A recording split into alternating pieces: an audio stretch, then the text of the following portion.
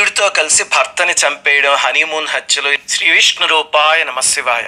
ఈ మధ్య పెళ్ళైన చాలా మంది స్త్రీలు ప్రియుడితో కలిసి భర్తని చంపేయడం, హనీమూన్ హత్యలు ఇలాంటివి చూస్తూ ఉంటే మన పురాణాల్లో ఉన్న ఒక అద్భుతమైన కథ చెప్పాలనిపిస్తుంది. శర్యాతి అని ఒక మహారాజు ఉండేవాడు.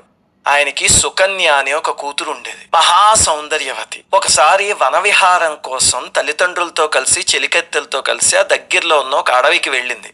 వెళితే అక్కడ ఒక పెద్ద పుట్ట కనిపిస్తే అలసిపోయి అక్కడ కూర్చుని చూస్తూ ఉంటే ఆ పుట్టకి 2 కన్నాలు కనిపించి అందులో ఏవో 2 మణుల్లా మెరుస్తున్నాయి. ఇది ఏంటో భలే ఉంది అనుకుని, చిన్న వయస్సు కదా, చాపల్యంతో ఏం చేసింది, ఒక పుల్ల తీసి ఆ రెండిట్లో పొడిచింది.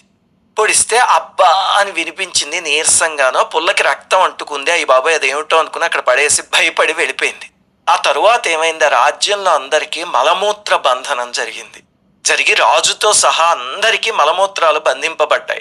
రాజవైద్యులు వచ్చారు, చూశారు. అప్పుడు రాజుగారి గురువు ఆరా తీస్తే ఈ అమ్మాయి చేసిన పని తెలిసింది. వెంటనే అక్కడికి వెళ్ళి ఆ పుట్ట తొలగించి చూస్తే అందులో ఒక మహర్షి తపస్సు చేసుకుంటున్నారు. ఆయన కళ్ళు రెండిట్లోనూ కన్నాలు పడిపోయి రక్తం కారిపోతుంది.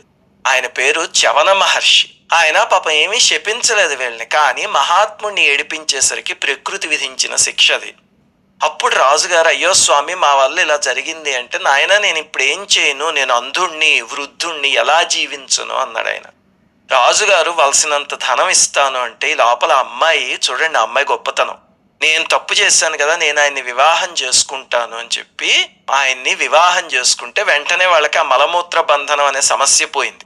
ఆమె కూడా తన నగలన్నీ తండ్రికి ఇచ్చేసి నారచీరలు ధరించి ఆయన్ని సేవించుకుంటూ ఉండిపోయింది. నిండు యవ్వనం, మహా సౌందర్యం. ఒకసారి అశ్వినీ దేవతలు చూసి, ఆహా ఎంతటి అందం నీది, అంత వృద్ధుడితో నువ్వేముంటావు, మమ్మల్ని వివాహం చేసుకో, సుఖించు అన్నారు.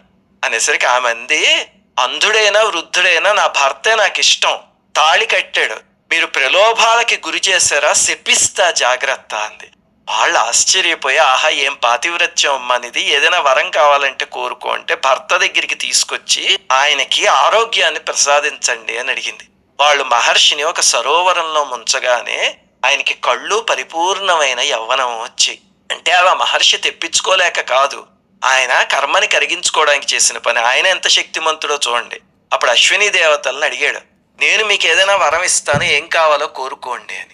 అంటే వాళ్ళు అన్నారు, మేము దేవవైద్యులం కదా, అందువల్ల యాగాల్లో సోమపానాన్ని ఇంద్రుడు నిషేధించాడు, అది ఇప్పించండి అంటే ఆయన ఇంద్రుణ్ణే నిరోధించి అది ఇప్పించిన శక్తిమంతుడు ఆయన. ఇది మన దేశంలో స్త్రీ చరిత్ర, స్త్రీ ఔన్నత్యం. స్త్రీమూర్తులందరికీ నమస్కారం చేస్తూ శ్రీమాత్రే నమః.